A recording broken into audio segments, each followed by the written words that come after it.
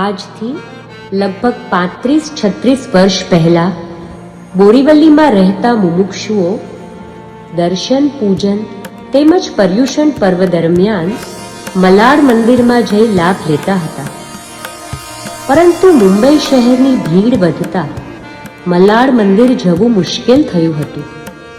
ત્યારે બોરીવલીના મુમુક્ષુ ભેગા મળ્યા અને દર રવિવારે મુમુક્ષુઓએ ઘરે ઘરે સ્વાધ્યાય કરવાનું નક્કી કર્યું. ત્યારબાદ મહાવીર જયંતીના દિવસે સાલ 1991માં રેખાબેન કિશોરભાઈ જોબાલિયાના ઘરે બોરીવલી મંડળના મુમુક્ષુઓની મીટિંગ મળી અને બોરીવલી મુમુક્ષુ મંડળની સ્થાપના થઈ.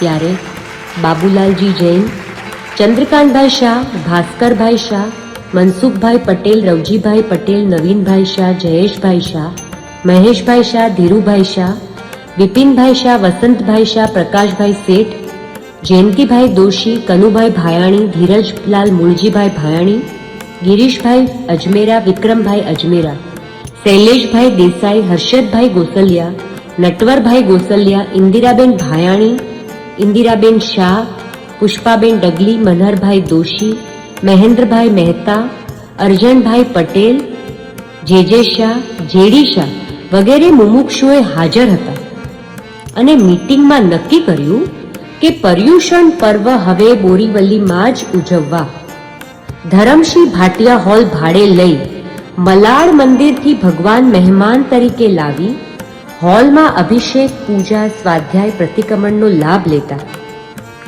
બોરીવલી મંડળમાં પર્યુષણ દરમિયાન વિદ્વાન પ્રવચનકાર શ્રી પ્રાણભાઈ કામદાર, સુરેશભાઈ સંઘવી, રજનીભાઈ મહેતા ઘાટકોપર, હિંમતભાઈ ડગલી, ચિમનભાઈ મોદી, ડોક્ટર પ્રવીણભાઈ, દિલીપભાઈ ડગલી, વજુભાઈ સાહેબ વગેરે પ્રવચનકારનો લાભ લીધો હતો.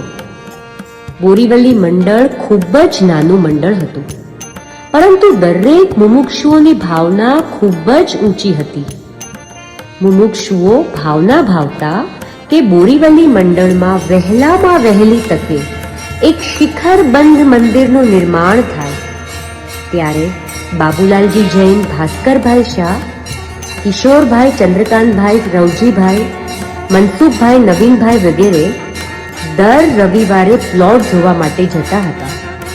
લગભગ 2 વર્ષ પ્લોટ જોતા સોનીવાડીની સામેનો પ્લોટ 6/9/1992માં લીધો. પ્લોટ લીધા પછી તેમાં એક નાનું ચૈત્યાલય બનાવ્યું, જેમાં પંચધાતુના મહાવીર ભગવાનની પ્રતિમા બિરાજમાન કરી અને મુમુક્ષુઓને દર્શન, પૂજન તેમજ સ્વાધ્યાયનો લાભ મળવા લાગ્યો. જે પ્લોટ લીધો હતો તેમાં ભાડુઆતને ખાલી કરવામાં ખૂબ જ વિઘ્નો આવતા હોવાથી ખૂબ જ પરિશ્રમ કરવો પડ્યો હતો, જે કોઈ પણ મંડળને મંદિર બનાવવામાં આટલો પરિશ્રમ કરવો નહીં પડ્યો હોય.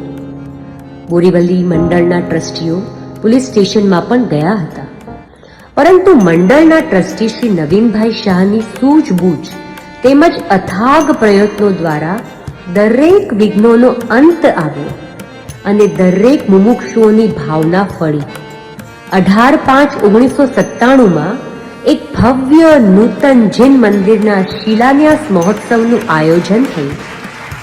તેમાં શિલાન્યાસ મહોત્સવ શ્રી નવીનભાઈ પોપટલાલ શાહ પરિવારના હસ્તે થયેલું હતું અને નવીનભાઈ શાહે ભવ્ય નૂતન જૈન મંદિરનો પોતાના ખર્ચે બનાવી ટ્રસ્ટને અર્પણ કર્યું હતું. ત્યારબાદ 12/2/2001ની સાલમાં એક ભવ્ય અતિ ભવ્ય પંચ કલ્યાણક પ્રતિષ્ઠા મહોત્સવ ઉજવાયો. નૂતન જૈન મંદિરની સ્થાપના થઈ, જેમાં 63 ઇંચના પાષાણના શ્રી સિમંદર ભગવાન કે જે સૌ પ્રથમ કમ્પ્યુટરાઇઝડ કોતરણીથી બનાવવામાં આવ્યા હતા, તેમજ પંચધાતુના શ્રી આદિનાથ ભગવાન, શ્રી સિદ્ધ ભગવાન, શ્રી સૂર્યકીર્તિ ભગવાન, મહાવીર ભગવાન બિરાજમાન થયા. ઉપર પહેલે માળે શ્રી શાશ્વત ધામ શ્રી સંમેશ શિખરજીની અદ્ભુત રચના થઈ, જેમાં સંગેમરમરના ભગવાન બિરાજમાન થયા, તેમજ ભરત ભગવાન, તેમજ બાહુબલી ભગવાન ખડગાસન પ્રતિમા, તેમજ પંચધાતુના મહાપદ્મ પ્રભુ ભગવાન, વાસુપૂજ્ય ભગવાન, નેમિનાથ ભગવાન, બિરાજમાન થયા અને નીચે મુંબઈમાં પ્રથમ અંડરગ્રાઉન્ડ સ્વાધ્યાય હોલ બન્યો, જેમાં પૂજ્ય ગુરુદેવશ્રીનું સ્ટેચ્યુ તેમજ કણિકાર શ્રી કુંદ આચાર્યનું ચિત્રપટ, પૂજ્ય ભગવતી માતા તેમજ શ્રીમદ રાજચંદ્રના ચિત્રપટ તેમજ પંચ પરમાગમ જીનવાણી બિરાજમાન થયા. બોરીવલી મંડળની ભવ્ય પ્રતિષ્ઠામાં પ્રથમ વખત જ ડોમ મંડપ બનાવ્યો હતો અને મુખ્યત્વે બોરીવલીમાં રહેતા મુમુક્ષુએ જ પ્રતિષ્ઠાના લાભ લીધા છે, જેમ કે ઇન્દ્ર ઇન્દ્રાણી, રાજા રાણી, ભગવાન બિરાજમાન, ચિત્રપટ અનાવરણ જેવા અનેકો લાભ લીધા. એક યાદગાર પ્રતિષ્ઠાનું આયોજન કરેલું હતું, જેમાં લગભગ 10,000 મુમુક્ષુએ ભાગ લીધો હતો.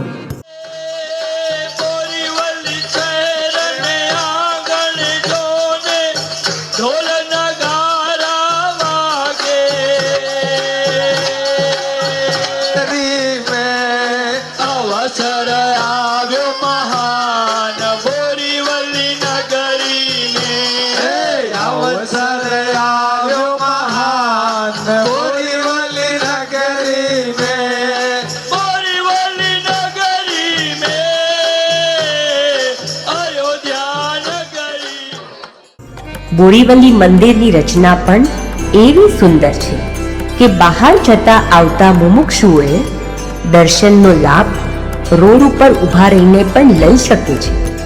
આ ભવ્ય મંદિરની પ્રતિષ્ઠા બાદ ધીમે ધીમે મુમુક્ષુઓની સંખ્યામાં વધારો થયો. અનેક ધાર્મિક શિક્ષણ શિબિરોના પ્રસંગો આવ્યા, જેમાં શ્રી અતુલભાઈ કામદાર, શ્રી નીતિનભાઈ શેઠ, શ્રી સુભાષભાઈ શેઠ, શ્રી સૌમિલભાઈ મહેતા, શ્રી શૈલેષભાઈ શાહ તલોદ, શ્રી અશ્વિનભાઈ શાહ, શ્રી હિમંતભાઈ ગાંધી, શૈલેષભાઈ ગાંધી, હાર્દિકભાઈ વાઘાણી, ભરતભાઈ શાહ ઘાટકોપર, રાજુભાઈ કામદાર, રમેશભાઈ સલાલ જેવા અનેક વિદ્વાનકારો દ્વારા સ્વાધ્યાયનો લાભ મળ્યો. ત્યારબાદ શ્રી બોરીવલી મંડળના મુમુક્ષુ દ્વારા સુવર્ણપુરી ખાતે પૂજ્ય ગુરુદેવશ્રીની 127મી જન્મ જયંતિ મહોત્સવ ભવ્ય રીતે ઉજવવામાં આવ્યો, જેમાં સુંદર પૂજાની વ્યવસ્થા, સ્વાધ્યાય, સુગમ ભોજનની વ્યવસ્થા, ભવ્ય સાંસ્કૃતિક કાર્યક્રમ થયા. ત્યારબાદ 2022માં મંદિરનું જીર્ણોદ્ધારનું કાર્ય શરૂ થયું અને 2023માં એક ભવ્ય અદ્યતન સ્વાધ્યાય હોલ બન્યો. 2024માં એક ભવ્ય વેદી પ્રતિષ્ઠા મહોત્સવ ઉજવવામાં આવી, જેમાં સ્ફટિક મણિના શ્રી સિમંદર પ્રભુની પ્રતિમા ધામધૂમ થઈ બિરાજમાન કરી, તેમજ આખું મંદિરનું રિનોવેશન કર્યા થતા એક ભવ્ય જિનાલય બન્યું. ઉપર પણ શિખરજીની ભવ્ય નવી રચના થઈ, તેમજ સ્વાધ્યાય હોલમાં પૂજ્ય ગુરુદેવશ્રીની સંગેમરમરનું નવું ભાવવાહી સ્ટેચ્યુનું અનાવરણ થયું અને 3 દિવસ ભવ્ય વેદી પ્રતિષ્ઠા મહોત્સવ પંચકલ્યાણ જેવો ઉજવ્યો કે જેમાં 2500 જેટલા મુમુક્ષુઓએ ભાગ લીધો.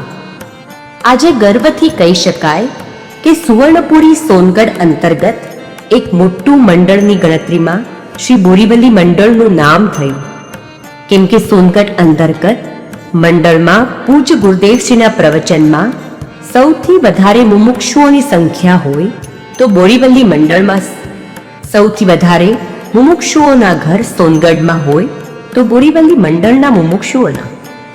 બોરીવલી મંડળમાં પૂજ્ય ગુરુદેવશ્રીના પ્રવચન બાદ બહેનોનો પણ સ્વાધ્યાય હોય છે, જેમાં 30 થી 32 બહેનો ભાગ લે છે. આવનાર નવા જનરેશન માટે પાઠશાળાના 4 વિવિધ ક્લાસ ચાલે છે, જેમાં 65 બાળકો લાભ લે છે. દર શનિવારે તથા રવિવારે શ્રી અશ્વિનભાઈ શાહના સ્વાધ્યાય ચાલે છે. સાંજે પૂજ્ય ગુરુદેવશ્રીના પ્રવચનમાં લગભગ 25-30 યુવા વર્ગ ભાગ લે છે, જે ખરેખર ગૌરવની વાત છે. શ્રી બોરીવલી મંડળ દ્વારા મંદિર બન્યા બાદ વિવિધ જાત્રાઓ થઈ, જેમાં સમ્મેત શિખરજી, ચંપાપુરી, પાવાપુરી, કુંડલપુર, બુંદેલખંડ, ગિરનાર, કોલ્હાપુર, શ્રવણબેલગોલા, પોનૂર, માંગી તુંગીજી ગજપંથા રાજસ્થાન, મુક્તાગીરી ઇન્દોર સિદ્ધવરકુટ 52 ગજા આદિ ઘણી જ જાત્રાઓમાં ઘણા જ મુમુક્ષુએ ખૂબ લાભ લીધો હતો. બોલીએ વહાલા વિદેહીનાથ શ્રી સિમંદર ભગવાનનો જય હો. ભગવાનની મંગલ પધરામણીનો જય હો. જય જિનેન્દ્ર.